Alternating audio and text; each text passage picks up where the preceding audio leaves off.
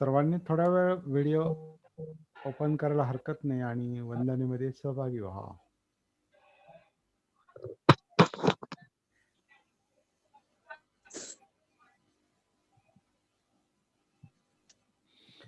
नमो तस् भगवतो अरहतो सम्मा संबुद्धस्स.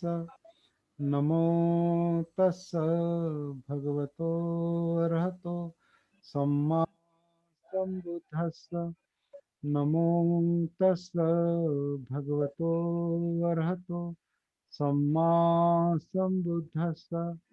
बुद्धं शरणं गच्छामि, धम्मं शरणं गच्छामि, संघं शरणं गच्छामि, द्वितीयंपि बुद्धं शरणं गच्छामि, द्वितीयंपि धम्मं शरणं गच्छामि, द्वितीयंपि संघं शरणं गच्छामि, तृतीयंपि बुद्धं शरणं गच्छामि, तृतीयंपि धम्मं शरणं गच्छामि, तृतीयंपि संघं शरणं गच्छामि.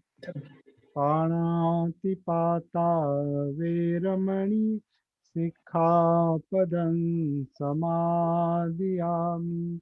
अदिन्नदाना वेरमणि सिक्खापदं समादियामि. कामेषु मिच्छाचारा वेरमणि सिक्खापदं समादियामि. मूसावादा वेरमणि सिक्खापदं समादियामि. दुरात्रयमज्जपमादठाना वेरमणि सिक्खापदं समादियामि. साधु साधु साधु.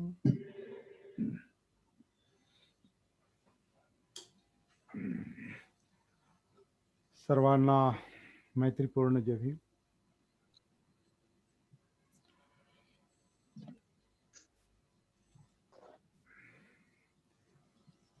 सती साधना लेवल 1 मराठी.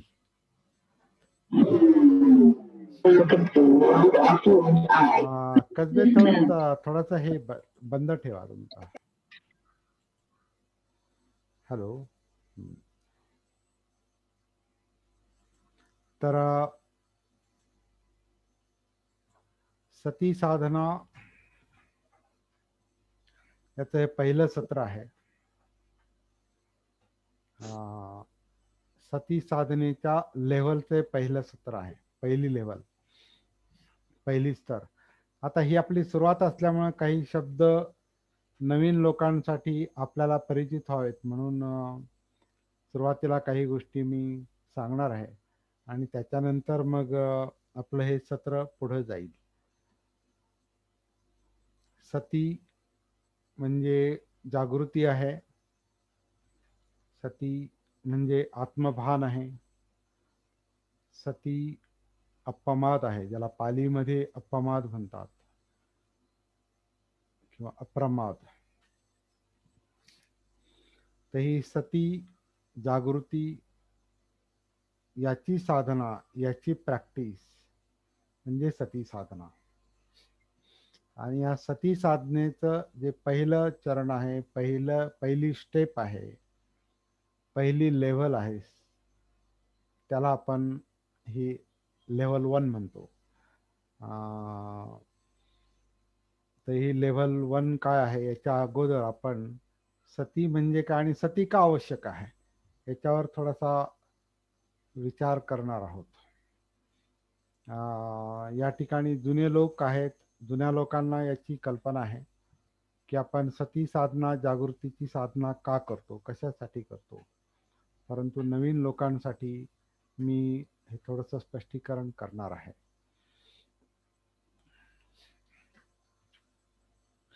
सती म्हणजे जागृती आहे, आत्मभान आहे. तर हे आत्मभान जागृती का आवश्यक असते? कारण आपण जागृत नसतो. कारण आपण जागृत नसतो.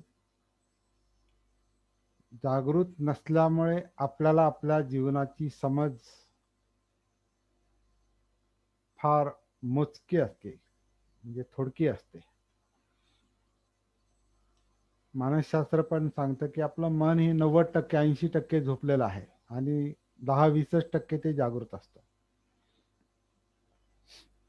आणि आपण ज्याला हे आपलं जगणं म्हणतो, जीवन म्हणतो, हे 10-20% जागं असतं आणि बाकीचं सगळं सुप्त असतं. ज्याला सुप्त मन म्हटलेलं आहे, अजागृत मन म्हटलेलं आहे. म्हणजे मन जास्त करून झोपेत असतं, जागं नसतं, म्हणजे सतीमध्ये नसतं. आणि याच्यामुळं काय होतं की आपल्या जीवनातले जे काही प्रश्न असतात किंवा मुळात हे जीवन आपल्याला नीट समजत नाही, लक्षात येत नाही. आणि विशेषतः आपल्या जीवनातले प्रश्न जे आहेत, हे प्रश्न आपल्याला लक्षात येत नाही. कोणते प्रश्न? व्यावहारिक प्रश्न नाही, मानसिक प्रश्न, जीवनातले प्रश्न. म्हणजे समजा भीती वाटते, एकाकीपणा वाटतो, हे ना, खचून गेल्यासारखं वाटतं ज्याला पण, किंवा बोर झालं म्हणतो आपण, बोरडम जे आहे ते आहे. किंवा आपल्याला आपल्यामध्ये स्पर्धेचा भाव असतो, ईर्षेचा भाव असतो, आपल्याला नीट झोप येत नाही.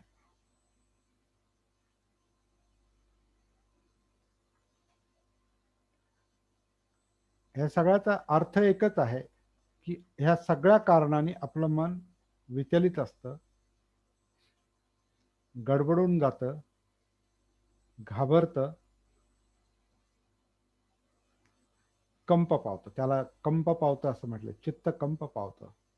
घाबरतं म्हणजे काय? कंप पावतं. ज्याला आपण जे काही आपण म्हणतो, ज्याला धडधड होणे म्हणतो, किंवा ज्याला काही मनातले विचार खूप डिस्टर्ब करतात असं आपण म्हणतो. हे सगळ्याचं मूळ जे आहे, मूळ स्वरूप जे आहे, मूळ कारण जे आहे, तर दुःख, त्याला दुःख म्हटलेलं आहे, यातना म्हटलेलं आहे, यातना. आणि हे आपल्या जीवनातलं एक सर्वसाधारण लक्षण आहे. मग आपण आनंदी पण असतो, बऱ्याचदा आनंदी असतो, सुखी आहोत असं वाटतं, आनंदी आहोत असं वाटतं, एन्जॉय करतो, आपण लाईफ एन्जॉय पण करतो. परंतु ते किती वेळ करतो? ते थोडा वेळ करतो आणि परत आपल्याला ते संपलं की परत आपल्याला आपलं जे काय म्हणतात, नेहमीचे जे जीवन असतं ते आपल्याला असं विस्कळीत जाणवायला सुरुवात होते. आणि विशेषतः जेव्हा आपण एकटे असतो किंवा झोपी जातो, अशा वेळेला ते जास्त जाणवतं. आणि हा तुमचा आमचा नेहमीचा अनुभव आहे. बुद्धांनी दुःख ज्याला म्हटलेलं आहे, यातना ज्याला म्हटलेलं आहे, तर ह्या यातनांची जी 5 कारणं जी सांगितलीत की हे जन्म 7 कारणं. जन्म, जरा म्हणजे म्हातारपण, व्याधी म्हणजे आजार, आणि मृत्यू. जन्म, जरा, व्याधी, मरण. प्रियांचा वियोग, ज्या गोष्टी आपल्याला प्रिय आहेत, ज्या गोष्टी आवडतात, त्या आपल्यापासून दूर जातात. अप्रियांचा संयोग, म्हणजे आपल्याला आवडत नाहीत त्या गोष्टींची आपला सामना होतो, त्या गोष्टींच्या सहवासात जावं लागतं, आणि मनासारखं न होणं. ही दुःखाची 7 कारणं, यातनेची 7 कारणं ढोबळ मानाने बुद्धांनी सांगितलेली आहेत. आणि याचा उल्लेख आपल्याला धम्मचक्कप्रवर्तन सूत्रामध्ये येतो. तो उल्लेख आपल्याला तिथे सापडतो. पण हे आपल्या नेहमीच्या जीवनातले देखील अनुभव आहेत. आणि हे प्रश्न कसे सोडवायचे हे आपल्याला लक्षात येत नाही, हे आपल्याला समजत नाही. मग आपण काय करतो की बाहेर इतर लोक काय करतात किंवा आपल्याला काय वाटतं त्याप्रमाणे आपण आपल्याला हे जे सगळं विचलन आहे किंवा हे जी भीती आहे किंवा हे जे बोर्डम आहे, हे जे एकटेपणा आहे, हे सगळं आपण काय करतो, हे पहिली गोष्ट तर आपण हे सगळं विसरायला पाहतो. कारण हे आपल्याला आवडत नाही, ह्या गोष्टी आपल्याला आवडत नाही. दुःख, यातना, बोर्डम हे आपल्याला आवडत नाही. म्हणजे मनाला आवडत नाही. आपल्याला आवडत नाही म्हणजे मनाला आवडत नाही. मग मन काय करतं, ते टाळायला पाहतं. मन काय करतं, ह्या गोष्टी टाळायला पाहतं आणि टाळल्यानंतर काय करतं की ते दुसऱ्या कोणत्या तरी सुखाच्या गोष्टींमध्ये, आनंद देणाऱ्या गोष्टींमध्ये ते रमायला पाहतं. आणि म्हणूनच आपण पाहतो की एवढी मोठी जी काही मनोरंजनाची साधनं जी निर्माण झालेली आहेत, ही मनोरंजनाची साधनं म्हणजे काय, रंजन का पाहिजे माणसाला? कारण मन हे मन हे स्थिर नाही, शांत नाही, मन सुखी नाही. मग ते काय करतं, ते कुठेतरी रमायला पाहतं. मग आपण सिनेमा आहे किंवा नाटकं आहेत किंवा आणखीन जी काही आपली स्थानिक लोक याची जी काही मनोरंजनाची साधनं आहेत, आजकाल मोबाईल आहे, इंटरनेटवर जे काय आपल्याला पुष्कळ काही रंजन करायला मिळतं, खेळ आहेत, सिरियल्स आहेत किंवा सामान्य गप्पा गोष्टी आहेत, वाचन आहे. म्हणजे वाचन कोणतं, जिथं रंजन रंजन करायला लावणारं वाचन, ते वाचन आहे. तर अशा ह्याच्यामध्ये आपण मन अडकवायला पाहतो. मन त्याच्यामध्ये रमायला पाहतं. का? तर मनाला हा एकाकीपणा हे सहन होत नाही आणि म्हणून मन त्याच्यामध्ये रमायला पाहतं. पण आपले आपले अनुभव आहे, तुमच्या आमच्या जीवनातला हा सामान्य अनुभव आहे की मन ह्याच्यातही जास्त वेळ रमत नाही. नाही का, एखादा चित्रपट पाहिल्यानंतर आपल्याला ते असं वाटतं की आता पाहिलं, ठीक आहे, 2-3 तास टाइमपास झाला, पण त्याच्यातून अगदी असं फार समाधान मिळालं आणि फार आनंद मिळाला आणि आता परत काही करायची गरज नाही, असं काय होत नाही. सिनेमा पाहिल्यानं, नाटक पाहिल्यानं, सिरियल पाहिल्यानं किंवा आणखीन काय काय जे आपण करतो किंवा मोबाईलमध्ये काही लोकांना गेम खेळायला आवडतं, है ना, जे जे काही आपण करतो, गप्पा मारायला आवडतात, जे जे आपण करतो ते झालं, ते संपलं की आपण परत, जेव्हा आपण व्यक्तिगत जीवनामध्ये येतो, स्वतःकडे वळतो, तेव्हा आपण परत विचलित होतो. आता आपण सिद्धार्थ गौतम बुद्धांच्या थोडं जीवनाकडे आपण जर पाहिलं, तर आपल्या सगळ्यांना माहिती आहे, आपल्याला वाचून माहिती आहे, ऐकून माहिती आहे का सिद्धार्थ गौतम हे राजपुत्र होते. आणि राजपुत्र असल्यामुळे आता राजपुत्राचं जीवन कसं असतं हे आपल्याला माहिती नाही. कारण राजपुत्राचं जीवन म्हणजे आपण म्हणू की एखाद्या समजा मोठ्या मंत्र्याचा मुलगा असेल, म्हणजे मोठ्या मंत्र्याचा मुलगा किंवा खूप श्रीमंत घराण्यातला एखादा राजाचा, श्रीमंत राजेशाही थाटामध्ये जगणाऱ्याचा एखादा मुलगा असेल, तर तो मुलगा कसा असतो की त्याला चिंता करायची गरज नसते, त्याला सर्व उपलब्ध असतं. त्याचं जीवन तुमच्या आमच्यासारखं नसतं. त्याला चिंता करायची गरज नाही पडत. त्याला संध्याकाळच्या जेवणाची चिंता करायची गरज नाही. त्याला आता दिवस कसा जाईल, उद्याचा दिवस कसा जाईल, परवाचा दिवस कसा जाईल याची चिंता करायची गरज नसते. आयुष्य कसं जगायचं ह्याचे त्याला विचार करायची गरज नसते. त्याच्या अवतीभोवती जी काही साधनं असतात, जे उपलब्ध असतं त्याला, त्याच्यामध्ये त्याचं जीवन मोठ्या मजेमध्ये चाललेलं असतं. तसं सिद्धार्थ गौतमाचं जीवन जे आहे हे तसं राजपुत्र म्हणून चांगलं चाललेलं होतं, परंतु प्रत्यक्षात एक व्यक्ती म्हणून, एक माणूस म्हणून जेव्हा स्वतःशी संपर्क आला, जीवनाशी संपर्क आला, जीवन समजायला लागलं, तेव्हा एक गोष्ट त्यांना जाणवली की सगळं काही ठीक नाही. सगळं काही ठीक नाही. जीवन म्हणजे आपण समजतो तसं फार एन्जॉय करण्यासारखं आणि एन्जॉय केल्यानंतर काहीच केलं नाही तरी चालेल, असं काही जीवन नाही. मग आपण पाहतो की त्यांच्या जीवनामध्ये ज्या काही घटना, ज्या घटनांना त्यांना सामोरं जावं लागलेलं आहे, आता त्या योग्य आहेत की अयोग्य आहेत याच्यात पडण्याऐवजी आपण त्याचं एक थोडंसं अवलोकन करायचा विचार करू. योग्य आहेत की अयोग्य आहेत हे आपण त्याच्याविषयी ज्यानं त्यानं विचार करावा. की असं म्हणतात की त्यांना जेव्हा असं वाटलं की म्हातारा गृहस्थ दिसला तर म्हणे त्यांना त्यांना ते म्हातारा म्हणजे आपण पण म्हातारे होणार की काय, असं त्या तरुण राजपुत्राला वाटतं. आपण पण म्हातारे होणार की काय. तर असा प्रश्न कोणालाही पडत नाही. जो जीवनाशी कनेक्ट होतो, जीवनाशी संपर्कात येतो, स्वतःच्या संपर्कात येतो, जगणं ज्याला कळतं, जगणं ते जगणं ज्याला कळतं त्याला हा प्रश्न पडतो की म्हातारा माणूस पाहिल्यावर तो स्वतःशी तुलना करतो, म्हणजे हे असं आहे की काय, जीवन असं असतं की काय. जन्म झाल्याबरोबर एखाद समजा म्हणजे बाळ जन्माला आलं आणि ते रडलं, तर एखाद्या जागृत माणसाला प्रश्न पडतो की अरे जन्म झाल्यावर हे रडतं का, रडणं का होतं, रड हसत का नाही, बाळ हसत का नाही. तर जागृत माणसाला, जीवनाविषयी विचार करणाऱ्या माणसाला तो प्रश्न पडतो की बाळ हसत का नाही जन्मल्यानंतर, रडतच का. ते काहीतरी यातना आहेत. म्हातारा म्हणजे काय, तर काहीतरी यातना आहेत. आता जे लोक वयस्कर झालेत, ज्यांची 40, 50, 60, 70, 80 उलटलेली आहे, असे काही लोक आहेत.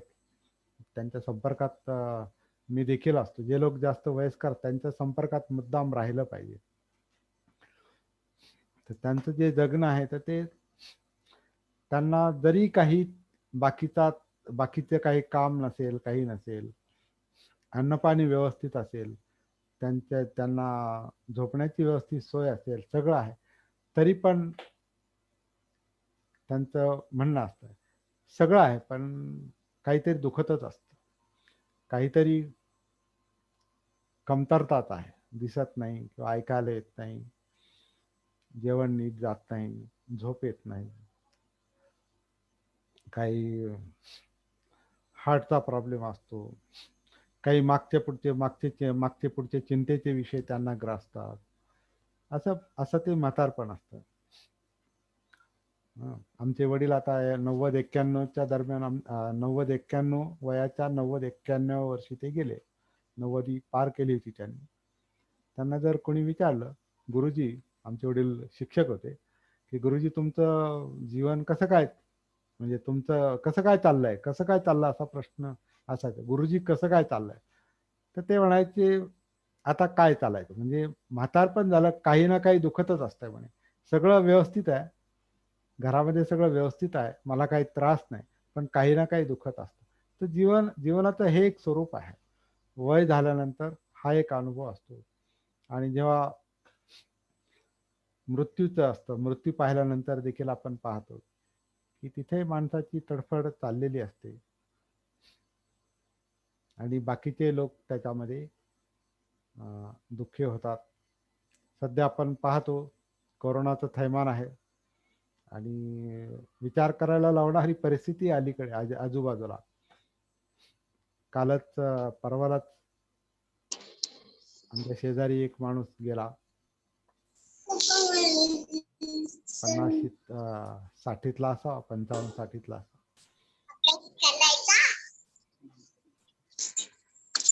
आणि पाठीमागे एक मनुष्य गेला आज.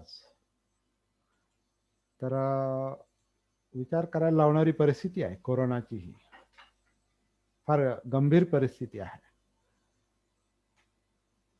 आणि ह्याच्यातून जे आपल्याला मन डिस्टर्ब होतं, विचलित होतं, घाबरतं. हे घाबरणं म्हणजे काय, ही भीती म्हणजे काय, हे यातना म्हणजे काय, हा जागृत माणसाला विचार करायला लावणारा प्रश्न आहे.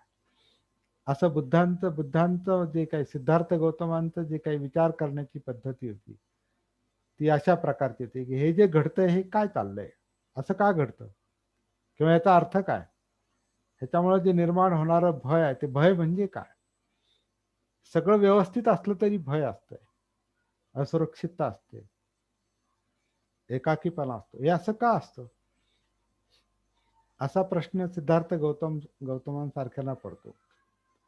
बाबासाहेबांना प्रश्न पडायचे की हे जे आपलं अस्पृश्य म्हणून जगणं आहे, माझी आणि माझ्या समाजाचं, हे असं का आहे. त्याच्यामुळे ज्या काही अनेक यातना आहेत, ह्या यातना त्या परिस्थितीने निर्माण होतात. अस्थिरता असते, चिंता असते, संध्याकाळची चिंता असते, उद्याची चिंता असते, पुढच्या भविष्याची चिंता असते. हे कशामुळं, हे कोणामुळं, अस्पृश्यता काय आहे, हे कुठून निर्माण झाली, कुणी निर्माण केली, का निर्माण केली, असे प्रश्न बाबासाहेबांच्या आधी कोणाला पडले नाहीत. एवढे इतके प्रश्न नाही पडले. जे काही वाट्याला आलं जाऊ द्या, चालायचं, हे बाकीचा समाज नाही का जगतो, किंवा त्यांना जे शिकवलं जातं ते तुमच्या आपल्या मागच्या जन्माचं कर्म आहे, तर ते भोगलं पाहिजे, त्याची शिक्षा आहे असं शिकवलं जातं. ठेवेले अनंते तैसेचे राहावे, चित्त असू द्यावे समाधानी. ही फिलॉसॉफी आहे, हे तत्वज्ञान आहे की जसं ठेवलंय तसं राहावं माणसाने, कशाला विचार करावा जास्त का. हे ज्याने हे जग निर्माण केलंय तो पाहिल, असं म्हणून हतबल होऊन जगताना पाहिल्यावर बाबासाहेबांना तो प्रश्न पडतो की हे असं का चाललेलं आहे, काय काय भानगड आहे ही. तर जागृत माणसाला, जो माणूस भानावर असतो, जागृत असतो, त्याला हे प्रश्न पडतात. असा प्रश्न बुद्धांना पडला, राजपुत्र असूनही यातना का आहेत, दुःख का आहे. स्वतःशी कनेक्ट झालेला माणूस, स्वतःच्या जीवनाविषयी जागृत झालेला माणूस अशा प्रकारे विचार करायला सुरुवात करतो. आणि जो माणूस जीवनाशी कनेक्टेड नाही, जो माणूस जीवनाच्या स्वतःच्या संपर्कात नाही, जो स्वतःच्या संपर्कात नाही तो इतरांच्या संपर्कात राहत नाही. ज्याला स्वतःच भान नाही त्याला दुसऱ्याचं काय भान असणार आहे. बाबासाहेबांना स्वतःचं भान होतं म्हणून समाजाचं भान होतं, बुद्धांना स्वतःचं भान होतं म्हणून समाजाचा किंवा जगाचा किंवा इतर प्राणीमात्रांचा विचार केलेला आहे. सामान्य माणसाला स्वतःच भान नसतं, त्यामुळं ते कसं जगायचं आणि प्रश्न काय आहे हेच कळत नाही. जीवनातले प्रश्न काय आहे, दुःख काय आहे, यातना काय आहे, झोप का येत नाही, भीती का असते, त्याच्यामुळे जे काही शारीरिक आजार होतात ते का होतात, ब्लड प्रेशर का असतो, किंवा त्याच्यात आणखीन काही जे काही साधे साधे आणि मोठे, छोटे आणि मोठे आजार का निर्माण होतात. आपल्याला वाटतं हे होतं, असंच होतं, त्या कारणात फारसा माणूस पडत नाही. पण जागृत माणूस असा नसतो, तो विचार करतो की हे असं का होतं, आणि मग त्याला ते प्रश्न कळतात आणि मग त्याच्यावर तो उपचार करतो. बुद्धांना प्रश्न पडला की हे असं का आहे, किंवा माणसं, त्यांना आणखीन एक प्रश्न पडला राजपुत्र असल्यामुळं, किंवा युद्ध का होतं. आपल्याला माहिती आहे की त्यांचे आईकडचे लोक आणि वडिलांकडचे लोक, या दोन गटांमध्ये, या दोन समाजामध्ये रोहिणी नदीच्या पाण्यावरून वाद निर्माण झाले आणि युद्धजन्य परिस्थिती निर्माण झाली. आणि युद्धजन्य परिस्थिती निर्माण झाल्यानंतर बुद्धाकडच्या लोकांनी म्हणजे बुद्धाकडच्या शाक्य संघाने, बुद्ध शाक्य वंशाचे होते, तर त्या शाक्य संघानं असं ठराव घेतला की आपल्याला युद्ध करायचे आणि मग जे काही तरुण असतील त्यांनी युद्धामध्ये सहभागी व्हायचे. सिद्धार्थ गौतमांनी त्याला विरोध केला. म्हणजे युद्ध का करायचं, नदीच्या पाण्यासाठी युद्ध का करायचं, सामंजस्याने चर्चा करून पाणी वाटप करता येऊ शकत नाही का? तर शाक्य संघानं त्यांची सूचना मान्य केली नाही. तुला एकतर युद्धामध्ये सहभागी व्हावं लागेल, हा संघाचा निर्णय आहे. तुला एकतर याच्यामध्ये युद्धामध्ये सहभागी व्हावं लागेल, नाहीतर तू हे राज्य सोडून जा. आणि जर तू राज्यामध्ये थांबलास तर तुझ्या कुटुंबावर बहिष्कार टाकण्यात येईल, तुला सगळ्या गोष्टीपासून वंचित ठेवण्यात येईल. म्हणजे आपण ज्याला आपल्या भाषेत वाळीत टाकण्यात येईल, वाळीत. तर सिद्धार्थ गौतमांना ही परिस्थिती, ही भयानक परिस्थिती मोठी म्हणजे विचित्र वाटली, दुःखदायक वाटली. ह्याच्यातून उपाय त्यांनी काय योजला, तर ते म्हणे माझ्या घरच्यांना त्रास देऊ नका, युद्ध तर मी करणार नाही, युद्धामध्ये तर मी सहभागी होणार नाही, परंतु माझ्या घरच्यांना त्रास देऊ नका, मी हे राज्य सोडून जातो. अशा प्रकारे त्यांनी गृहत्याग केलेला आहे. ऍक्च्युअली त्यांनी गृहत्याग नाही केला, त्यांनी राज्यत्याग केलेला आहे. आणि तोही शाक्य संघाच्या दडपणामुळे केलेला आहे आणि घरच्यांच्या चिंतेमुळं. ही गोष्ट आपण आधी लक्षात घेऊ, फार महत्वाची गोष्ट आहे. लोक म्हणतात की बुद्धानं गृहत्याग केला, सिद्धार्थ गौतमानं गृहत्याग केला. गृहत्याग केला नाही, गृहत्याग करायला लावला, परिस्थिती तशी निर्माण केली. आणि हीच गोष्ट बाबासाहेबांनी आपल्या बुद्ध आणि त्यांच्या धम्मामध्ये उद्धृत केलेली आहे, सांगितलेली आहे. रोहिणी नदीच्या पाण्यावरून उद्भवलेल्या वादामुळे त्यांना राज्यत्याग करावा लागला. आणि राज्यत्याग करताना त्यांनी असा विचार केला की माझ्या कुटुंबाला इथे राहू द्या, मी हे घर सोडून जातो. पण घर सोडून गेल्यानंतर त्यांनी पुढं काय केलं, हे ह्या ज्या त्यांच्या जीवनातल्या पुढच्या ज्या घटना आहेत ह्या देखील खूप विचार करायला लावणाऱ्या आहेत. आणि त्याचा संबंध आपल्या सती साधनेशी आहे. ही गोष्ट आपण लक्षात घेऊया. पुढं गृहत्याग केल्यानंतर काय केलं त्यांनी, काय करणं त्यांना म्हणजे अपेक्षित होतं. राजपुत्राचं जीवन जगताना, सुखलोलूप जीवन जगताना, सर्व साधनं असताना दुःखाचा प्रश्न हा तर त्यांना जाणवत होता. जन्म, म्हातारपण, व्याधी आणि एक मृतग्रस्त त्यांनी पाहिलेला. आणि ती गोष्ट त्यांना विचार करायला लावणारी होती की मरण म्हणजे काय. तर हे जन्म, जरा, व्याधी, मरण हे जे चार दृश्य आहेत, हे चार दृश्य पाहिल्यानंतर त्यांना त्यातलं जे दुःख, जीवनातलं जे दुःख आहे ते त्यांना जाणवलेलं आहे. एकाकीपणा जाणवलेला आहे. आणि इकडे युद्धाचा प्रसंग निर्माण झाला, तोही सामाजिक तणावाचा, यातनेचा प्रसंग त्यांनी अनुभवलेला आहे. आणखीन एक राजहंसाचा जो प्रसंग आहे तो आपल्याला माहिती आहे की त्यांचा जो भाऊ देवदत्तानं राजहंसाला मारलं आणि तो राजहंस त्याला बाण मारला आणि मारल्यानंतर तो राजहंस यांच्या पुढ्यात येऊन पडला, त्याचा बाण त्यांनी काढला. तर त्यांच्या मनाची जी काही संवेदनशीलता होती, ही संवेदनशीलता त्याच्यातून लक्षात येते. या संवेदनशीलतेनं त्यांना जीवनाबद्दल विचार करायला लावला. गृहत्याग केल्यानंतर हाच जीवनातला प्रश्न, यातनेचा प्रश्न, दुःखाचा प्रश्न, संघर्षाचा प्रश्न, तो त्यांना गृहत्याग केल्यानंतर जास्त सतावायला लागला. किंवा जीवन असंच असतं का, असंच जगलं पाहिजे का, असंच माणसानं हे जे काही जन्म, जरा, व्याधी, मरण, प्रियांचा वियोग, अप्रियांचा संयोग, हे जे काही नेहमी घडणाऱ्या घटना आहेत आणि त्याच्यामुळे जे आपल्याला त्रास होतो, असंच असंच जगलं पाहिजे का. युद्धजन्य परिस्थिती जी समाजामध्ये निर्माण होते, भांडणं निर्माण होतात, वाद निर्माण होतात. मग घरातला वाद असो, नाहीतर समाजातला वाद असतो, नाहीतर राष्ट्रांमधला वाद असतो. तर हे जे काही संघर्ष आहे, असंच असंच असतं का? असंच चाललं पाहिजे का? ह्याच्यावर काय तोडगा नाही का? माणसाने याच्यातून निर्माण होणारी दुःख का भोगायची? असा प्रश्न त्यांना पडतो.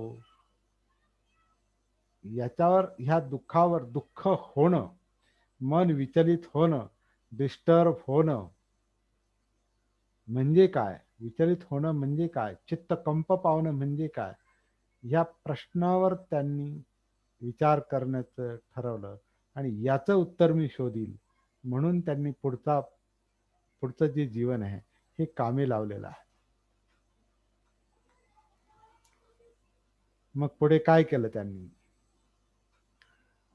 तर मग त्या काळामध्ये ज्या काही परंपरा होत्या, त्या ह्या दुःखमुक्तीच्या शोधामध्ये होत्या. हे कसं काय? हे प्रश्न कसा काय सोडवायचा? त्यासाठी असं अनेक अनेक अनेक परंपरा, अनेक त्यावेळेला ती एक ट्रॅडिशन पण होती, ती परंपरा होती. ती लोक सहज दुःखातून बाहेर पडण्यासाठी, बाहेर कसं पडायचं याच्यासाठी मार्ग शोधत होते. वेगवेगळे पंथ त्याच्यातून निर्माण झाले, वेगवेगळे धर्म त्याच्यातून निर्माण झाले, वेगवेगळ्या चालीरीती निर्माण झाल्या. एकेश्वरवाद, अनेकेश्वरवाद, आत्मा परमात्मा, हे तर जसा मनुष्य जन्माला आला, मनुष्य ते त्याच्यातून दुःखातून मुक्त होण्यासाठी ह्या अध्यात्माचा तो हे करतोच आहे, म्हणजे प्रयत्न करतो, आजही करतात लोक. ते बुद्धांनी करून पाहिलं. अनेक प्रकारच्या ध्यान साधना त्यांनी करून पाहिल्या, ज्या सगळ्या धर्मांमध्ये ध्यान साधना सांगितलेल्या आहेत, आजही सांगितलेल्या आहेत. त्या काळातही जे काही 17-18 प्रकारचे पंथ होते, सगळ्या पंथाचं त्यांनी अवलोकन केलेलं आहे, ध्यान साधना करून पाहिलं. विशेषतः आलार काला मुद्दक रामपुत्र यांच्याकडून त्यांनी जी काही ध्यानं शिकली, त्या ध्यानामध्ये ते पारंगत झाले. ते एक प्रसिद्ध ऋषी सारखे त्यांची ती अवस्था त्याच्यातून निर्माण झाली. ते ते एक ते एक खूप मोठे तपस्या करणारे ऋषी म्हणून नावारूपाला आले त्या काळात. आणि असं म्हणतात की त्यांच्यासारखी तपस्या दुसरी कुणी केली नव्हती त्या काळामध्ये. उद्दक रामपुत्र आलार कालाम यांच्याकडून ध्यान साधना शिकल्यानंतर ते म्हणाले की तुमच्या या ध्यान साधनेतून एकाग्रता मिळते, कृत्रिम एकाग्रता मिळते, आणि तो विषय संपला की पुन्हा एकाग्रता भंग पावते. पण ह्याच्यातून दुःखमुक्ती मिळू शकत नाही, म्हणजे जीवनाचा प्रश्न सुटू शकत नाही.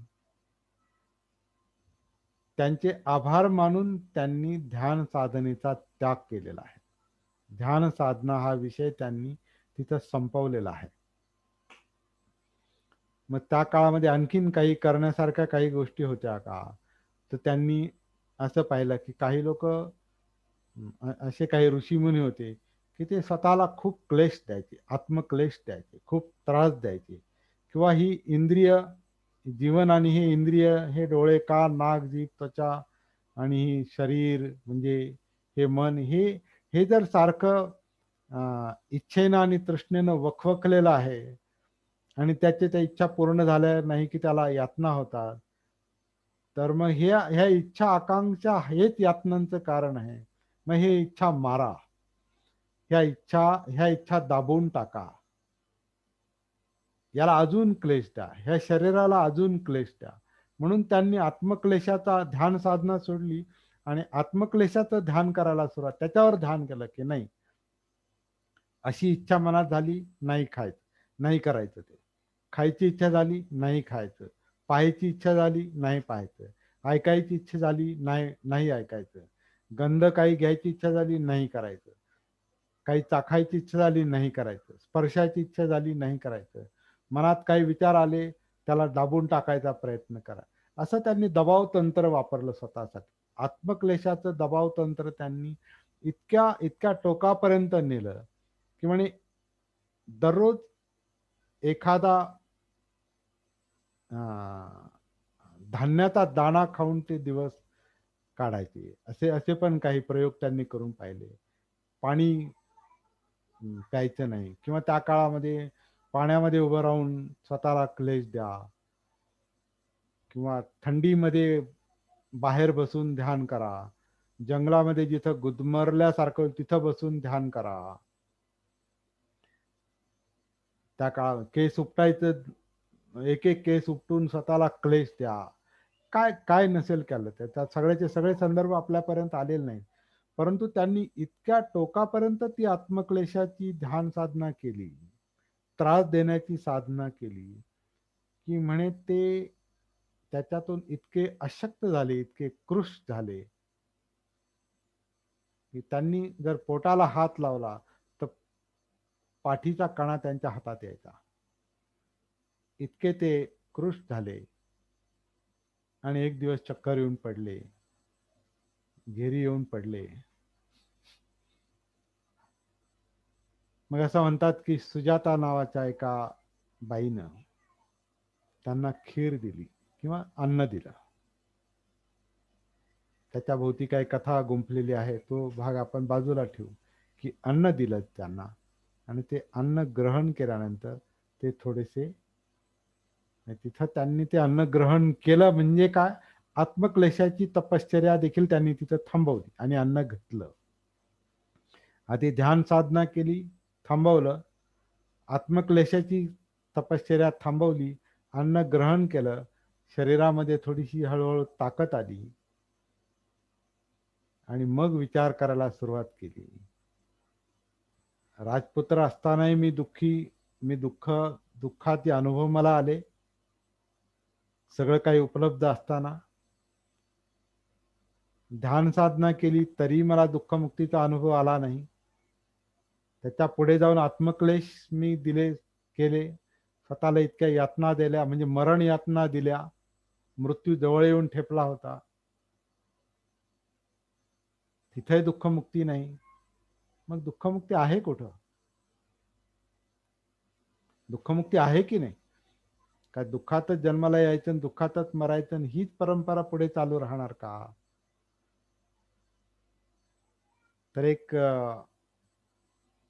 त्याला आपण आता तो गमतीशीरच प्रसंग म्हणायचा तो त्यांच्या दृष्टीनं. लहान होते, लहान असताना, याचा उल्लेख बुद्ध आणि त्यांच्या धम्ममध्ये बाबासाहेबांनी दिलेला आहे. लहान होते आणि तो कोणता वप्रमंगल नावाचा जो सण होता, तर त्या सणाच्या दिवशी राजाला शेतामध्ये नांगर चालवायचे असतात होते. तर शुद्धोधन नांगर चालवत होते. भर उन्हाची ती वेळ, कडक ऊन, म्हणून यांना झाडाखाली बसायला लावलं असेल सिद्धार्थाला, छोट्या सिद्धार्थाला. तर ते झाडाखाली बसले आणि स्वतःशी कनेक्ट झाले. स्वतःची त्यांनी ते झालं. आता काय काय झालं, त्याला काय म्हणतात त्याचं उत्तर त्यांना नंतर सापडलं. पण स्वतःच्या जीवनाशी कनेक्ट झाले. त्याला त्यांनी नंतर सती म्हटलेला आहे. जागृतीचा तो अनुभव जो आहे तो त्यांना त्या लहानपणी आलेला आहे. परंतु ती एक पक्व अवस्था नसल्यामुळे, परिपक्व अवस्था नसल्यामुळे त्याचा अर्थ त्यांना तेव्हा समजला नाही, जेव्हा चक्कर येऊन पडले आणि अन्न ग्रहण केलं आणि जेव्हा थोडेसे असं म्हणतात की त्या निरंजना नदीमध्ये त्यांनी आंघोळ केली, जरा ताजेतवाने झाले आणि मग ते झाडाखाली बसले. असं म्हणतात की पिंपळाच्या झाडाखाली बसले. बसल्यानंतर जेव्हा त्यांनी हे चिंतन सुरू केलं की जीवनामध्ये दुःख का आहे आणि याच्यातून काही उत्तर आहे की नाही, खा प्या मजा करा जे त्यांनी आयुष्य आधी उपभोगलं होतं राजपुत्राचं, तिथे दुःखमुक्ती नाही. ध्यान साधनेमध्ये दुःखमुक्ती नाही, आत्मक्लेशामध्ये दुःखमुक्ती नाही. मग दुःखमुक्ती कुठं आहे? याचं चिंतन जेव्हा त्यांनी सुरू केलं तेव्हा त्यांना हा लहानपणचा प्रसंग आठवलेला आहे. तो आत्मजागृतीचा, स्वजागृतीचा, सतीचा, त्याला सती म्हटलेला आहे त्यांनी. श्वासाच्या निमित्तानं किंवा कशाच्या तरी निमित्तानं ते स्वतःच्या संपर्कात आले, तेव्हा तो श्वासच होता हे त्यांनी ते नंतर सांगितलं. स्वतःच्या संपर्कात आले तर ही ती ती घटना त्यांना, तो अनुभव त्यांना त्या पिंपळाच्या झाडाखाली आठवतो आणि मग त्यांना वाटतं तीच तर सुरुवात नाही, तिथूनच तर सुरुवात नाही, तोच तर स्टार्टिंग पॉइंट नाही. असं करून ते जेव्हा स्वतःच्या संपर्कात येतात, भानावर येतात, त्यांना भान येतं, जीवनाचं भान येतं, आत्मभान येतं, जागृतीचा प्रकाश त्यांच्यामध्ये निर्माण होतो. त्याला सती म्हटलेलं आहे. सती, सती हा पाली शब्द आहे, त्याला जागृती असं म्हटलेलं आहे. तो लहानपणचा अनुभव, तो धागा पकडून त्यांनी स्वतःमध्ये, स्वतःच्या जीवनामध्ये उतरण्याचा प्रयत्न केला. तिथून ती साधना त्यांनी सुरू केली, ज्याला आपण आता सती साधना म्हणतो. ती साधना अशा प्रकारची होती की तिथं त्यांनी कुठं विशिष्ट ठिकाणी ध्यान दिलं नाही, तर आपलं जे शरीर आहे, आपलं जे शरीर आहे हे नैसर्गिकपणे काही क्रिया आपल्यामध्ये करता येते. विचार करण्याचं काम करतं, पचन क्रिया आहे, हृदयाची क्रिया आहे, मज्जासंस्था आहे, अनेक ग्रंथी याच्यामध्ये काम करतायत. 11 सिस्टम्स आहेत असं म्हटलेलं. 11 प्रक्रिया आहेत आपल्यामध्ये. आता आपल्याला त्याच्याशी आपल्याला जास्त विचार करण्याची गरज नाही. त्यातली एक प्रक्रिया जी आहे ती श्वासाची आहे, ज्याला पालीमध्ये आन अपान म्हटलेलं आहे. तर ही जी प्रक्रिया आहे, श्वासाची जी प्रक्रिया आहे, ही कायचं एक, शरीराचं एक काम आहे, जीवनाचं एक काम आहे, ज्याच्यावर जीवन जिवंत आहे. आपलं जगणं ज्याच्यावर अवलंबून आहे, त्या अनेक क्रियांपैकी ही एक महत्वाची क्रिया आहे. आन अपान हे शरीर, आपलं शरीर जेव्हा नैसर्गिकपणे श्वास आत घेतं त्याला आन म्हटलेलं आहे. नैसर्गिकपणे जेव्हा शरीर हा श्वास बाहेर सोडतं, हे नैसर्गिकपणे म्हणजे काय, तर आपल्याला श्वास घेण्याची आणि बाहेर सोडण्याची आवश्यकता नाही. ते आपलं काम नाही, ते काम करायची आपल्याला गरज, ते आपोआपच चाललेलं आहे. जसं आपण पचन आपण करत नाही, ते शरीर आपोआप करतं. हार्टचं काम आपण करत नाही, आपण हार्टचं पंपिंग करत नाही, हार्टचं जे काय स्पंदन चालतं ते आपण करत नाही, ते नैसर्गिकपणे चालू आहे. आपला मेंदू विचार करतो, आपोआपच करतो. आपल्या पाठीच्या कण्यातून संपूर्ण शरीरामध्ये जे काही मज्जासंस्थेचं जाळं पसरलेलं आहे, नर्वस सिस्टमचं जाळं पसरलेलं आहे, ती क्रिया आपापच चाललेली आहे. शरीरामध्ये ज्या अनेक ग्रंथी आहेत त्या आपापच त्यांचं ते काम करतात. काहीतरी स्राव, काहीतरी त्या ग्रंथींचा स्राव आपल्या त्या याच्यामध्ये होतो, शरीरामध्ये होतो, आणि ते शरीराचं कार्य चालतं. अशा प्रकारे हे श्वास जो आहे, आन जे आहे, अपान जे आहे, हे नैसर्गिकपणे चालणारं काम आहे. हे शरीर नैसर्गिकपणे श्वास आत घेतं, नैसर्गिकपणे बाहेर सोडतं. हा जो अनुभव आहे, हा सिद्धार्थ गौतमांना लहानपणी आलेला असावा, असं त्यांच्या त्या सांगण्यावरून लक्षात येतं. याचा अर्थ काय? याचा अर्थ काय? तर या श्वासाच्या निमित्तानं ते स्वतःच्या जीवनाशी संपर्कात आलेले आहे आणि त्यांना एक वेगळा जागृतीची लेव्हल, जागृतीची एक पातळी, एक स्तर त्यांना त्या लहानपणी तो अनुभवाला आला, लक्षात आला, परंतु त्याच्यावर असं म्हणता येईल की ते पुढं त्यांना कार्य करता आलं नाही, काम करता आलं नाही, तो पुढं नेता आला नाही तो अनुभव. परंतु जेव्हा त्यांना गृहत्याग करावा लागला आणि थोडस अलिप्त जीवन जगण्याची त्यांना एक संधी मिळाली जणू काही, त्यावेळेला त्यांना त्या अनुभवाचा अर्थ लक्षात आला की ती जागृतीची एक पातळी होती, लेव्हल होती. तिला धरूनच आता आपण आपल्या ह्या दुःखाच्या प्रश्नाकडे वळालं पाहिजे.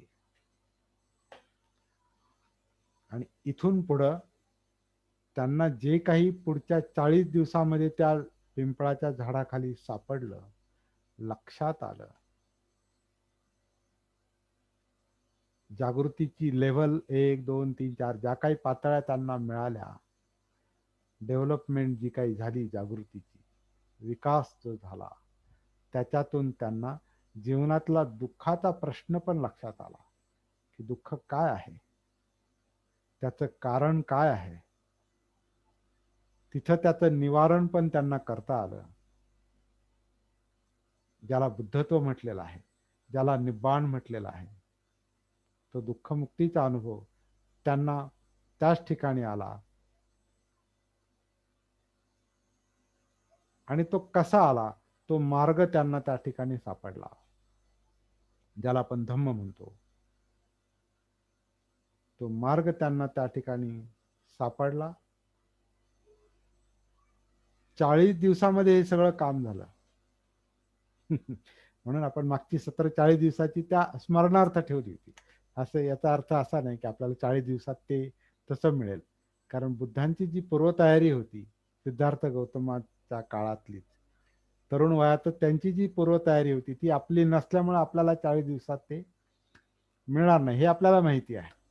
परंतु एक चला एक आपण 40 दिवस साजरे करू, जणू काय तो वो मनाएंगे, अशा प्रकारे ते आपण काम करून पाहिलं. आणि मला वाटतं हे जे आता 3 लेवल एक लक्षात जे आलेले आहेत, लेवल 1, 2, 3, ह्या 3 लेवलमध्ये ते 40 दिवसांचं जे काही आपल्याला लक्षात आलंय, बुद्धांचे जे काही अनुभव आहेत, जे त्यांनी वेगवेगळ्या सुत्तांमध्ये सांगितलेले आहे,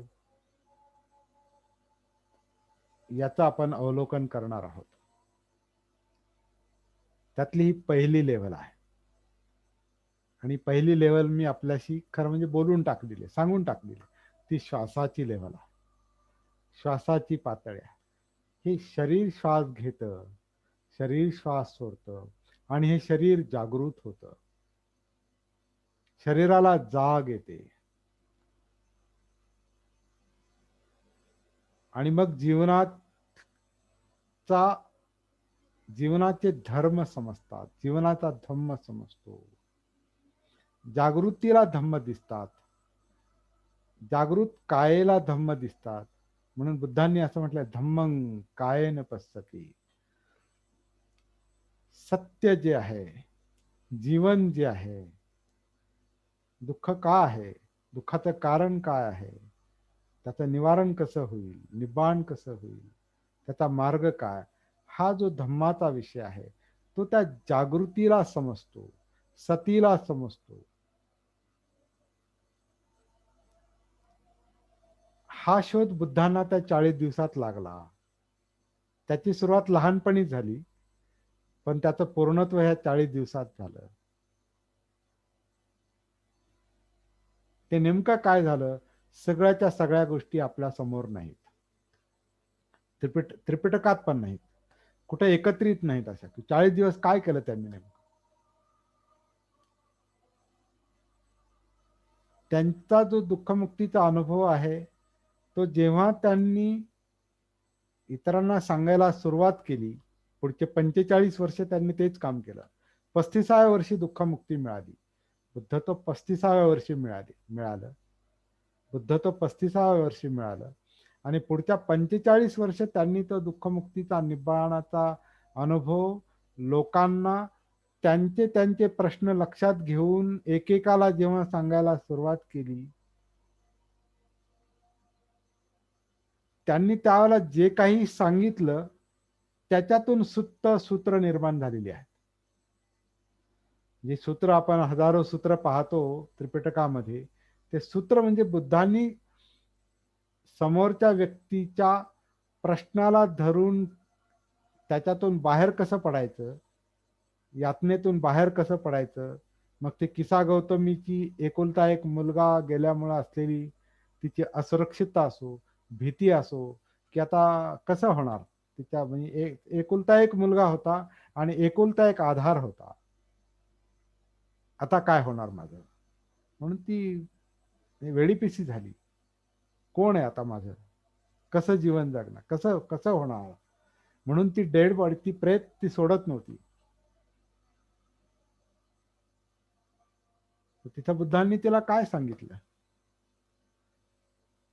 आपल्याला वेगळ्या पद्धतीने सांगितलं जातं, जा मोहरीच्या बिया घेऊन येईन, मग ते अशा घरातल्या घेऊन ये की ज्या घरात कोणी मेलं नाही. अशी कथा एक त्याच्यामध्ये त्याच्या भोवती गुंफलेली आहे. तर मला कधी कधी वाटतं ती त्या अवस्थेत होती का, ती कथा ऐकायच्या आणि त्या मोहरी आणण्याच्या. तर बुद्धांनी त्या अवस्थेमध्ये तिला जे काही समजावून सांगितलं, समवेदनेनं. समवेदना म्हणजे सहानुभूती. सहानुभूतीने तिची ती अवस्था जाणून,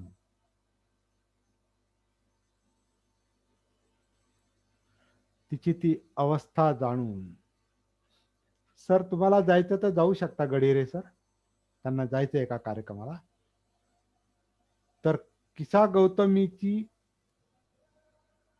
अवस्था जाणून तिच्याविषयीची सहानुभूती त्यांच्या मनात निर्माण झाली, किंवा समानुभूती, की एखाद्या एकुलत्या एका मुलाचं जाणं एखाद्या स्त्रीसाठी काय असतं, ही जी समानुभूती त्यांना ती जाणवली असेल, त्याच्यातून त्यांनी जे काही सांगितलं, तिला समजावून सांगितलं, तिला उभारी आली, ती जागृत झाली, जीवनाप्रती जागृत झाली, जीवनातला मृत्यूचा मृत्यूचं सत्य लक्षात आलं.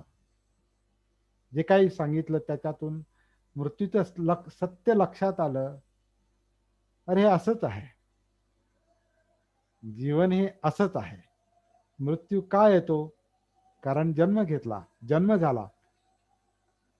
असं तर कोणाचं होत नाही की जन्म झाला आणि मरणार नाही.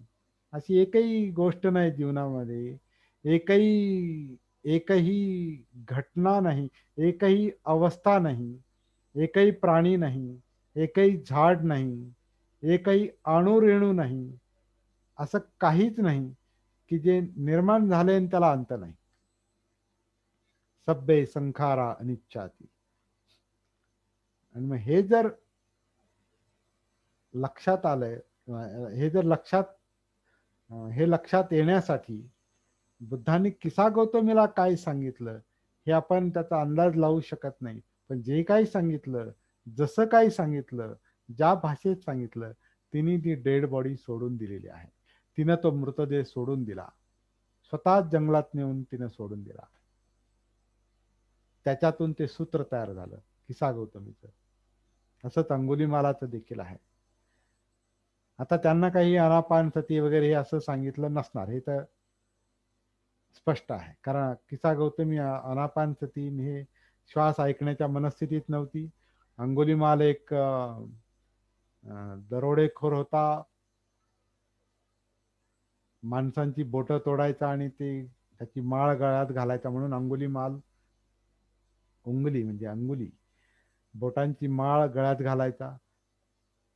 तो काय अनापान सती करण्या त्याला सांगण्याची त्याची ती ऐकण्याची मनोवस्था नसणार आहे. परंतु जे काही त्याला सांगितलं, त्यानं हत्यार टाकून दिलं, त्यांनी तो मार्गच सोडून दिला. कारण तो जागृत झाला, सतीमध्ये आला, भानावर आला, मी कसं जगतोय, काय करतोय. तर 45 वर्ष बुद्धांनी जे काही सांगितलं, जागृती सांगितली, सती सांगितली. बुद्धांना पण आपण सम्यक संबुद्ध म्हणजे संपूर्ण जागृत म्हणतो, कारण त्यांनी जागृतीचाच अभ्यास केला, जागृतीची साधना केली, जीवनामध्ये जीवनाच्या बाबतीत जागृत झाले, जीवन म्हणजे काय हे समजलं. प्रश्न समजला, त्याचं निवारण समजलं, तेच त्यांनी आयुष्यभर सांगितलं. पण ते कसं केलं ह्याचे काही उल्लेख आपल्याला काही सुत्तांमध्ये सापडतात. पण एक एक एक सुत्त जे आहे त्या सुत्ताच्या आधारे आणि मी जे काही 2000 सालापासून जे काही या विषयावर जे काही संशोधन केलं, माझ्या जे लक्षात आलं त्याच्या आधारे आणि आनापानसती सुत्ताच्या आधारे मी काही अनुभव आपल्याशी शेअर करतोय. शिकवत नाही, अनुभव शेअर करतोय. आणि बुद्धांनी काय केलं असेल याचा एक आपण एक संशोधन करण्याचा एक प्रयत्न चालू आहे आपला, माझा चालू आहे. आणि आपल्याला पण माझं एक सांगणं आहे किंवा रिक्वेस्ट आहे की आपण देखील त्या पद्धतीने एक संशोधन करून आपल्या जीवनाचा प्रश्न आपल्याला सोडवता येतो का हे पाहिलं पाहिजे. ते आपलं काम आहे, आपलं कर्तव्य आहे. त्यामुळे हे काही जे आपण सत्र घेणार आहोत हे काही केवळ टीचिंग नाही, शिकवण नाही किंवा असा दावा पण नाही की ह्याच पद्धतीनं काम केलं म्हणजे आपला प्रश्न सुटेल. करून पाहायचं आहे. जसं बुद्धांनी लोकांना सांगितलं, येही पस्तिको, या आणि पहा, करून पहा. तर ते सूत्र आपल्याला अवलंबलं पाहिजे की करून पहा. अशा पद्धतीनं आपल्याला जीवनामध्ये उतरता येतं का? स्वतःचं जीवन लक्षात येऊ शकतं का? प्रश्न सोडवता येतो का? कोणताही प्रश्न असेल, चिंतेचा असेल, अस्थिरतेचा असेल, भीतीचा असेल, आजाराचा असेल, एकाकीपणाचा असेल, कुठलाही कुठलाही किंवा आजच्या याच्यामध्ये ह्या कोरोनाचा हे आहे. या कोरोनाच्या याच्या सुद्धा आता आपण फेस कसं करायचं? कारण कधी काय होईल याची गॅरंटी नाही, शाश्वती नाही. काही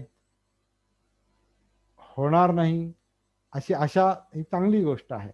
परंतु होणारच नाही असंही आपण म्हणू शकत नाही. झालं तर काय करायचं? सगळं आता त्याच्या बाबतीत तर 2 गोष्टी तर आपल्याला सांगतात मेडिकल फील्डवाले लोक किंवा सरकारही सांगतं. पहिली गोष्ट, जर असं काही घटना घडली तर घाबरून जाऊ नका, पॅनिक होऊ नका, घाबरू नका, विचलित होऊ नका. स्वीकार करा की हा प्रश्न आहे, असा प्रश्न आहे. घाबरल्याने काय होईल की आपलं मन विचलित होईल. विचलित झालं की आपल्यातली जी काही ऊर्जा आहे, शक्ती जी आहे, कारण मन ही एक शक्ती आहे. ही शक्तीचं जर खच्चीकरण झालं, ही शक्ती जर कमी झाली तर आपली प्रतिकार शक्ती कमी होते. आणि प्रतिकार शक्ती जर कमी झाली तर आपल्याला जर काही प्रॉब्लेम असेल तर त्याच्यावर मात करता येणार नाही. म्हणून ते पॅनिक व्हायचं नाही. आणि जे काही गोष्टी सांगितलेल्या आहेत आरोग्याच्या दृष्टीनं किंवा व्हिटॅमिनच्या गोळ्या किंवा गरम पाणी किंवा काढा वगैरे जे काही सांगितलं जाईल आपल्याला ते तर करायचंच आहे. परंतु पॅनिक न होणं, न घाबरणं हे सगळ्यात पहिलं औषध आहे. जणू काय औषधासारखं आहे. तर आपण या सती साधनेच्या निमित्तानं हेच करण्याचा एका दृष्टीनं प्रयत्न करतो. आता कोरोनाची ही परिस्थिती आत्ताची आहे, पण आता अनेक वर्षापासून ह्याच्यावर आपण काम करतोय. मी तरी त्याच्यावर काम करतोय.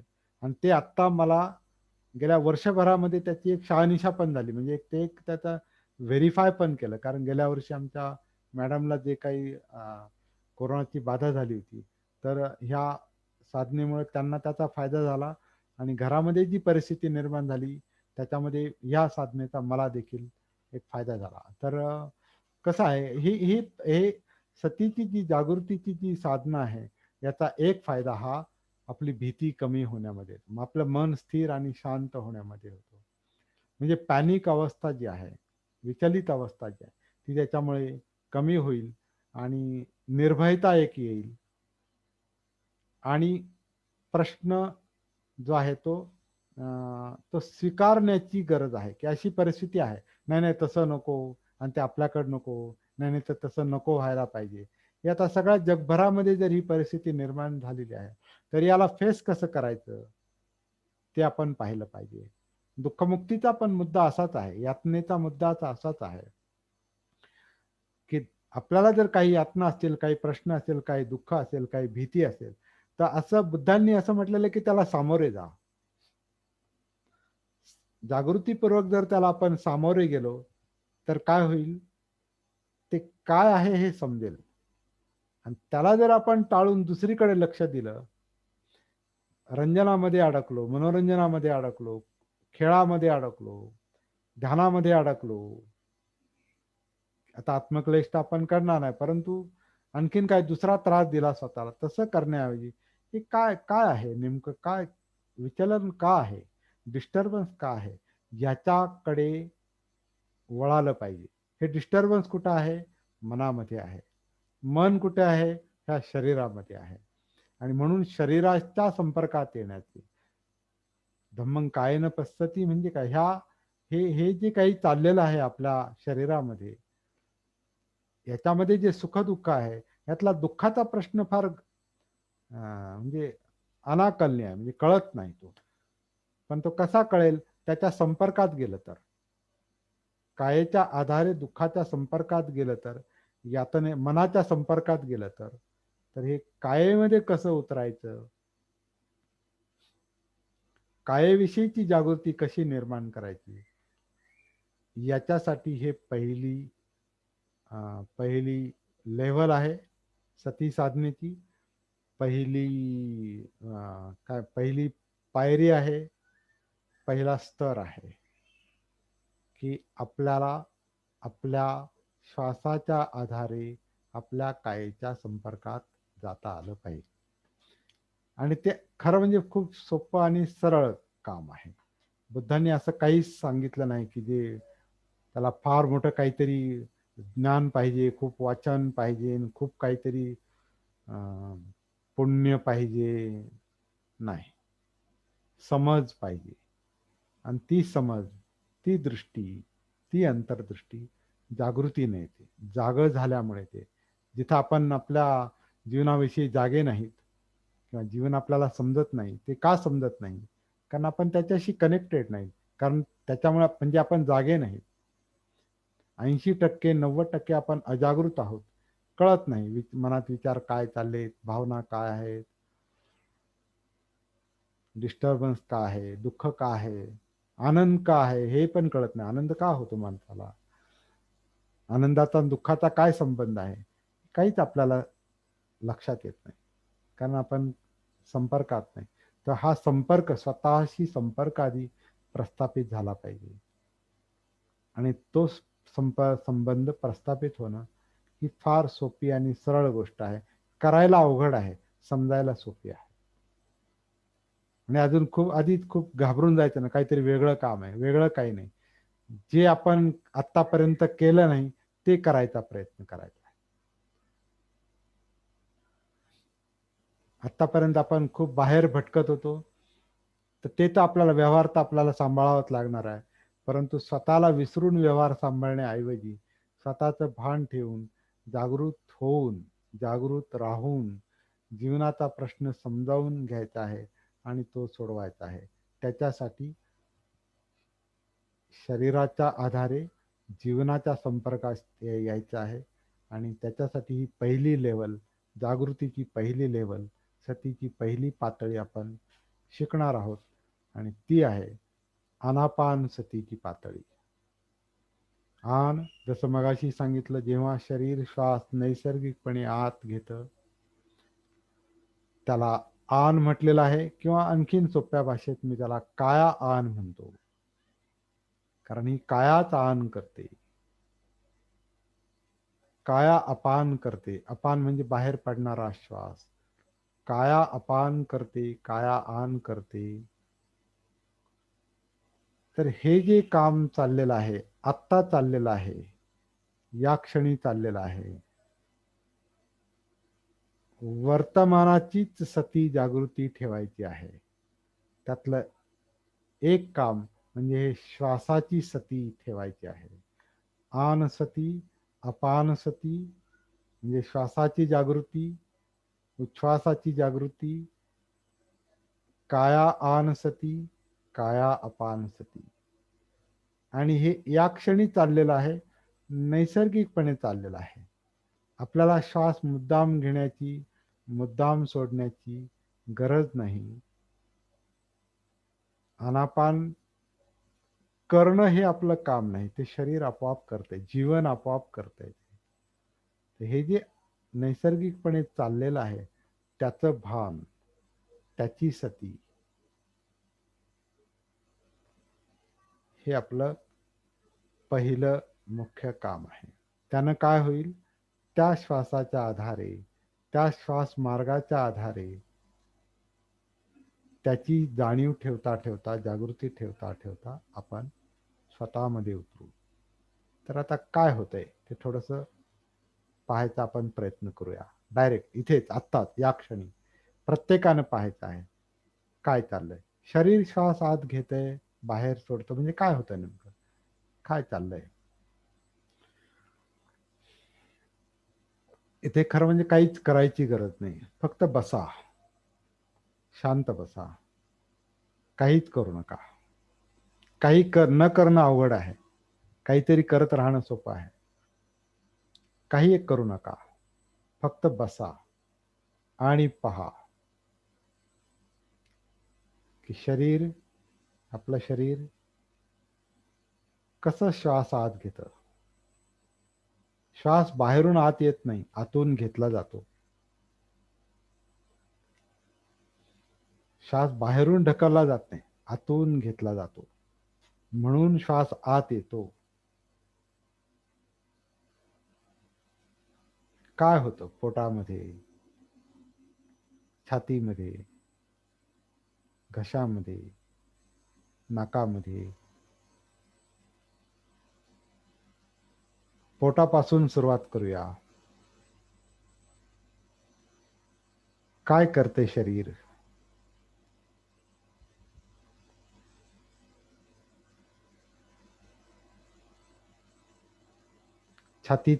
पोटाचं आकुंचन प्रसरण होतं, छातीचं आकुंचन प्रसरण होतं. मागे पुढे, वरती खाली, संपूर्ण हा जो भाग आहे कमरेपर्यंतचा,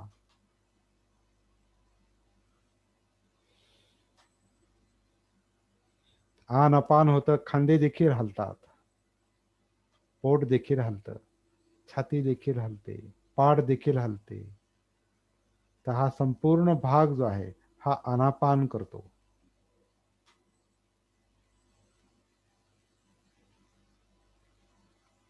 आपण काही एक करायचं नाही, फक्त पाहायचंय काय चाललंय. एक एक गोष्ट पाहू. नाभीच्या पाठीमागे, पोटामध्ये, आतमध्ये, आतमध्ये.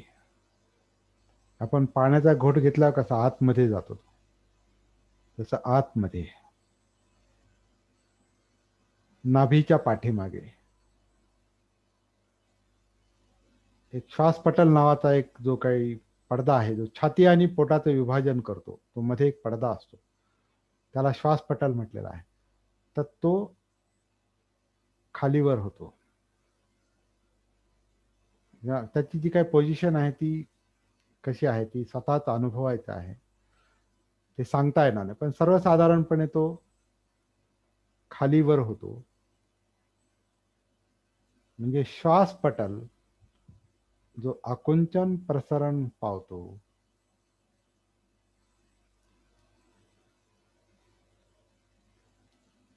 पोटाची हालचाल होते, छातीची हालचाल होते, पाठीची हालचाल होते.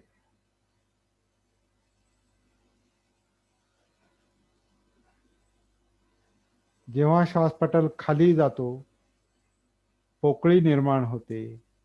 पोकळी निर्माण झाल्यामुळं आन होतं. काया आन जे करते, श्वास जे आत घेते, ते अशा प्रकारे घेते. जेव्हा प्रसरण पावतो श्वासपटल आणि पोट आणि छाती, तेव्हा श्वास बाहेर पडतो.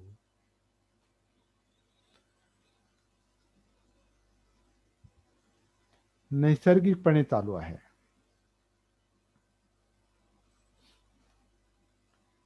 ही पहिली जी जागृतीची सतीची जी लेव्हल आहे ती अतिशय सोपी आहे. जेव्हा शरीर श्वास आत घेत असेल तेव्हा श्वास आत येत आहे हे पहा, म्हणजे याचं भान ठेवा, याची जागृती ठेवा. ज्या क्षणी श्वास बाहेर सोडील शरीर तेव्हा आपलं शरीर श्वास बाहेर सोडत आहे, अपान होत आहे हे पहा.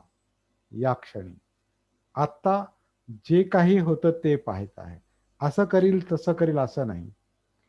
शरीर जर श्वास आत घेत असेल तर त्यावेळेला आन सती करा, आन सती पहा, अनुभवा. जेव्हा शरीर श्वास बाहेर सोडित असेल तेव्हा अपान सती अनुभवा.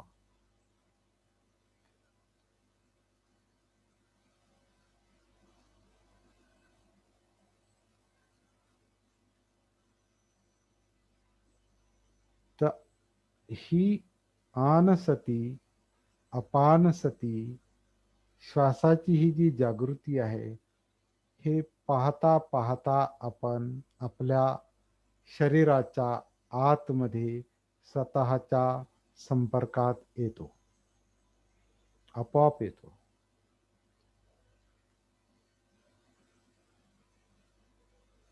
आता हे अतिशय सोपं जरी असलं तरी आपलं मन चंचल असल्यामुळे, आपलं मन अस्थिर असल्यामुळे, आपले विचार अस्थिर असल्यामुळे, आपल्या भावना अस्थिर असल्यामुळे, शरीरामध्ये अनेक कार्य चाललेली असल्यामुळे हे सोपं काम, हे सोपं आन सती अपान सती, काया आन सती काया अपान सती हे अनुभवणं देखील आपल्याला सुरुवातीला अवघड वाटेल. परंतु प्रॅक्टिस करायची आहे, म्हणजे साधना करायची आहे. साधना, प्रॅक्टिस ही आपल्याला पुन्हा पुन्हा करता करता करता आपला श्वासाच्या आधारे स्वतःच्या कायेशी संपर्क प्रस्थापित होईल. स्वतःच्या कायेशी आपण जोडले जाऊ. का? तर ही कायात आन करते, काया अपान करते. हे नैसर्गिक श्वास, नैसर्गिक आन अपान पाहता पाहता, अनुभवता अनुभवता आपण स्वतःच्या संपर्कात येतो. ही सती साधनेची पहिली लेव्हल आहे, पहिली पातळी आहे. सोपी आहे, परंतु साधनेनं साध्य होण्यासारखी आहे, साधनेनं प्राप्त होण्यासारखी आहे. साधना त्यालाच म्हणतात ज्याच्यातून काहीतरी आपल्याला साध्य करायचंय. तर इथं काय साध्य करायचंय? श्वासाच्या आधारे आपल्याला आपल्या स्वतःच्या जीवनाशी, स्वतःशी संपर्क स्थापित करायचा आहे. सुरुवातीला कायेशी संपर्क स्थापित करायचा आहे. का कायेमध्ये उतरायचं आहे? कारण कायेमध्येच आपलं विचलित होणारं चित्त आहे, मन आहे. तो प्रश्न आपल्याला सोडवायचा आहे, पण तो लगेच हातात घेता येत नाही. तिथपर्यंत पोहोचण्यासाठी आपल्याला ही पहिली पातळी गाठणं गरजेचं आहे. ते म्हणजे श्वासाच्या आधारे कायेमध्ये उतरणं.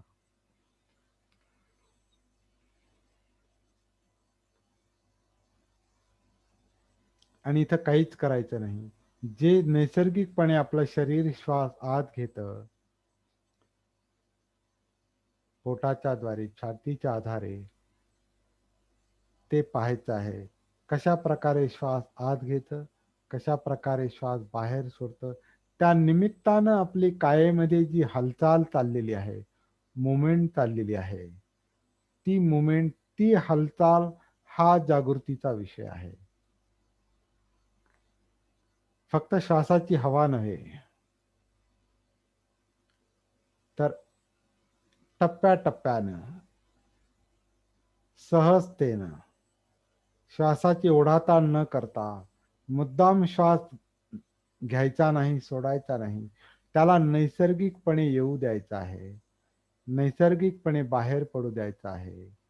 हे जे नैसर्गिकपणे चालणारा जो हा श्वास आहे, हा सतीचा विषय आहे. पहिल्यांदा सुरुवातीला जागृतीचा विषय आहे.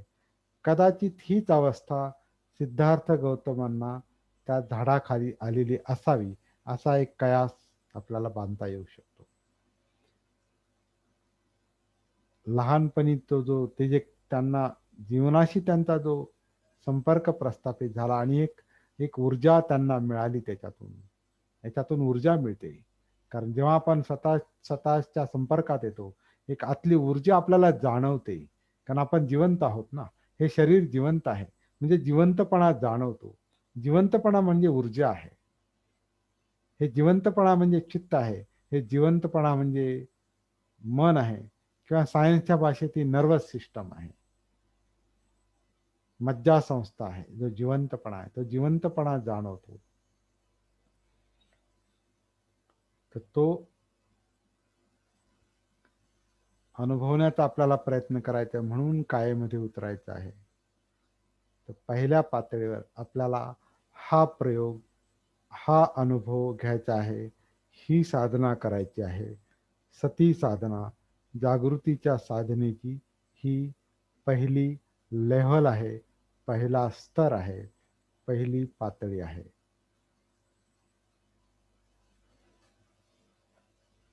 आज आपल्याला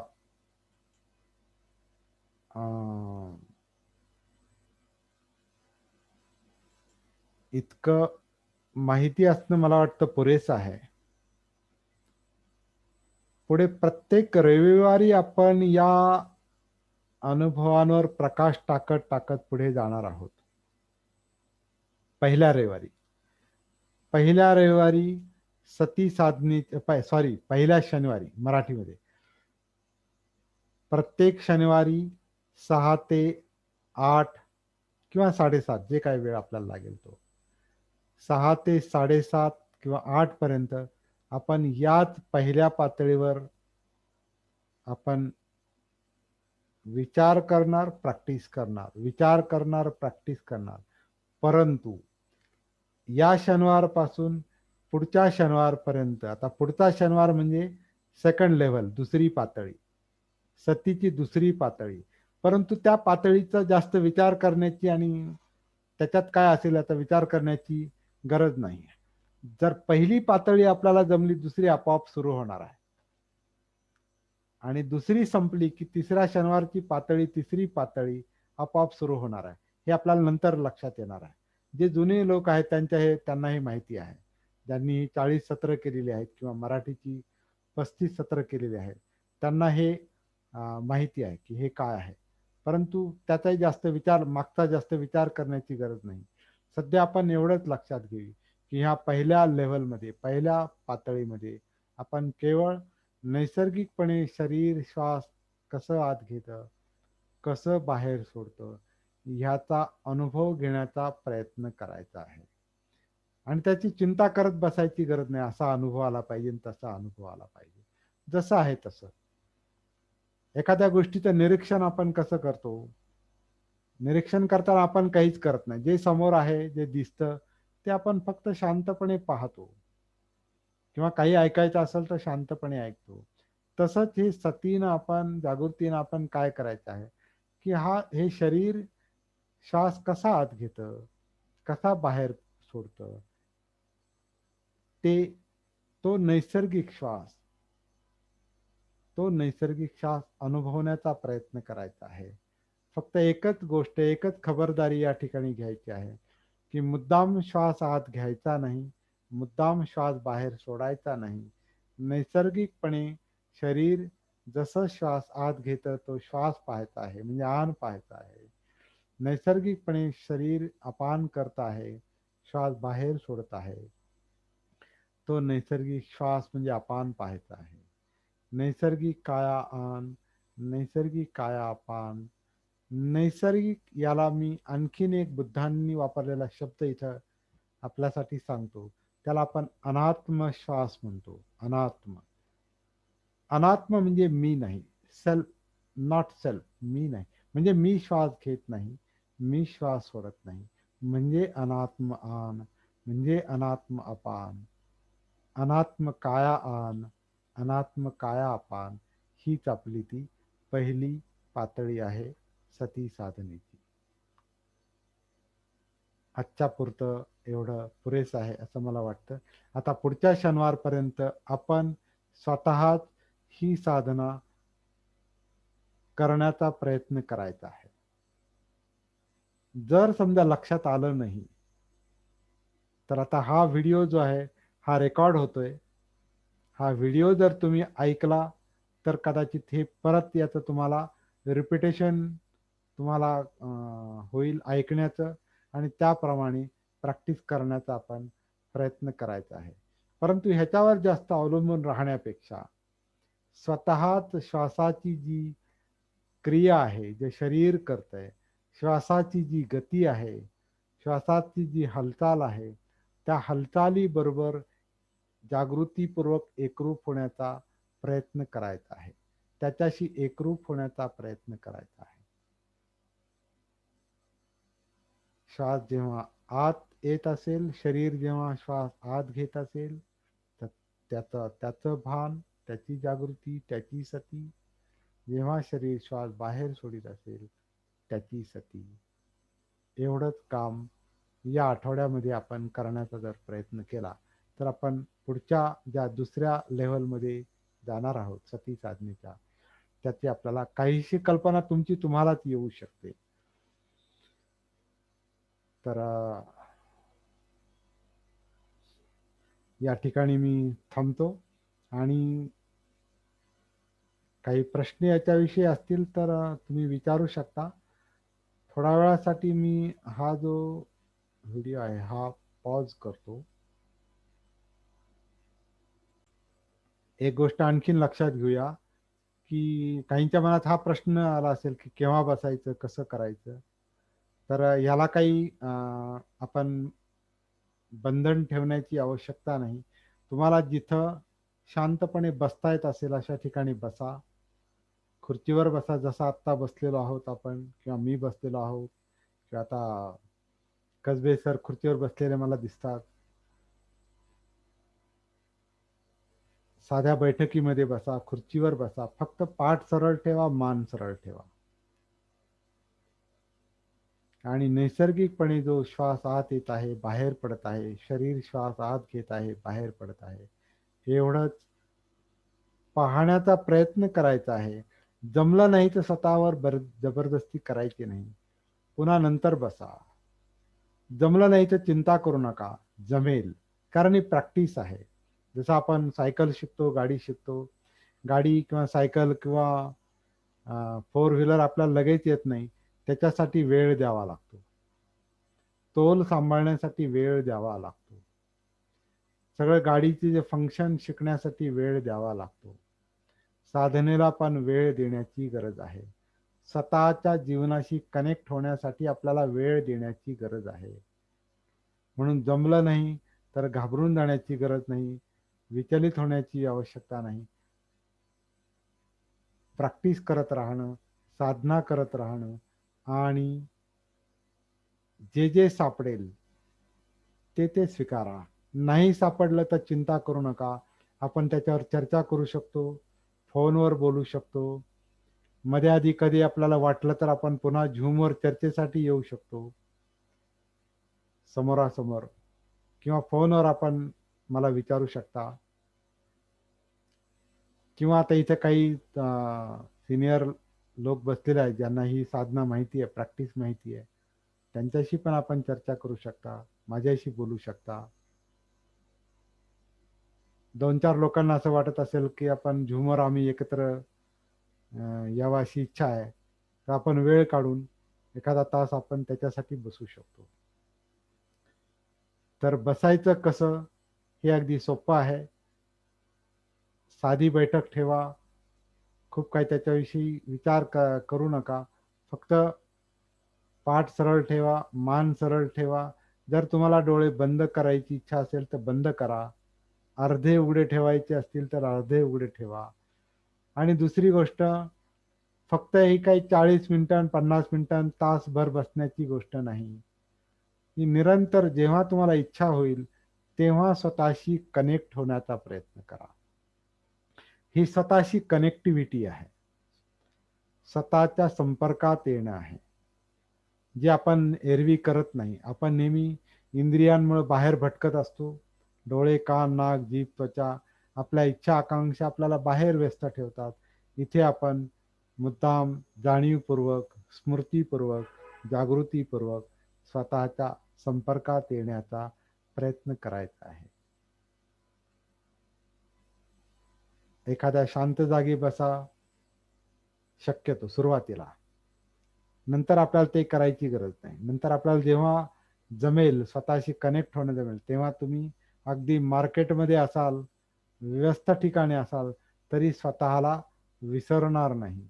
म्हणजे सतीमध्ये असाल, जागृतीमध्ये असाल. पण त्याला खूप साधनेची, प्रॅक्टिसची गरज आहे. तोपर्यंत शांत ठिकाणी बसा, एक बैठक मारून बसा, खुर्चीवर बसा, नैसर्गिक श्वास पहा, काया आनापान पहा.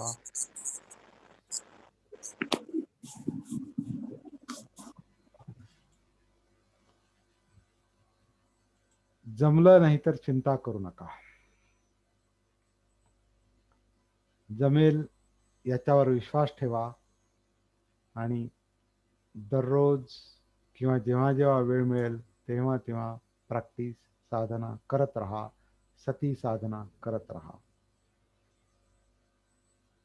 ज्यांना पहिली लेवल पहिल्यांदाच माहिती झालेली आहे त्यांनी पहिली लेवल करून पहा. जुन्या लोकांनी पण पहिली लेवल चांगली करा, पक्की करा. पहिली लेवल पक्की झाली, दुसरी लेवल आपोआप जमते. दुसरी लेवल पक्की झाली, तिसरी लेवल आपोआप जमेल. आपोआप जमेल म्हणजे काय? पहिली लेवल, दुसरी लेवल ही पहिलीचा परिणाम आहे, तिसरी लेवल ही दुसरीचा आणि पहिलीचा परिणाम आहे. बुद्धांनी आनापानसतीमध्ये असं म्हटलेलं आहे की मी याच दुःखमुक्तीच्या, विमुक्तीच्या मार्गासाठी प्रयत्न केलेले आहेत. या मार्गामध्येच माझे चित्त लागलेले असे. भिक्खूंनो, साधकांनो, जे प्राप्त करायचं आहे ते प्राप्त करण्यासाठी, ज्याचा साक्षात्कार करायचा आहे, अनुभव करायचा आहे, तो करण्यासाठी प्रयत्न करा. भिक्खूंनो, साधकांनो, आनापानसतीची भावना म्हणजे साधना, सराव केल्याने ती महाफलदायक होते, लाभदायक होते. आनापानसतीची अधिकाधिक भावना केल्याने ती 4 सती पठ्ठानांना म्हणजे दुसऱ्या लेवलमध्ये 4 सती पठ्ठानांना परिपूर्ण करते. आणि 4 सती पठ्ठानांची भावना अधिकाधिक म्हणजे साधना, प्रॅक्टिस, 4 सती पठ्ठानांची भावना, साधना अधिकाधिक केल्याने ती 7 बोधांगांना परिपूर्ण करते म्हणजे तिसरी लेवल. आणि 7 बोधांगांची परिपूर्णता साध्य झाल्यानंतर विद्या, विद्या म्हणजे बोध, जीवनाचा बोध, धम्माचा बोध, विद्या साध्य होते, तिची परिपूर्णता साध्य होते आणि दुःखमुक्तीची अवस्था प्राप्त होते, विमुक्तीची अवस्था प्राप्त होते, जो आपल्या जीवनाचा उद्देश आहे, जे आपल्याला करायचं आहे. तर बुद्धांनी असं म्हटलेलं आहे की मी याच्यासाठी प्रयत्न केलेले आहेत. आपल्याला देखील हेच करण्याची गरज आहे. कारण प्रत्येकाला जीवनामध्ये दुःख नको आहे, चिंता नको आहे, अस्थिरता नको आहे, एकाग्रता नसलेली अवस्था नको आहे, एकाकीपणा नको आहे, म्हणजे एकटेपणा नको आहे, दुःख नको आहे. ही आपली गरज आहे. याच्यासाठी आपल्याला हे सर्व करायचं आहे. तर काय करू? थांबायचं या ठिकाणी? थांबायचं असेल तर व्हिडिओवर मला सांगा किंवा आपलं अनम्यूट व्हा आणि मला सांगा की आता या ठिकाणी आपण थांबूया म्हणून, किंवा मी या ठिकाणी थांबतो. काही प्रश्न असेल तर आत्ताच विचारा.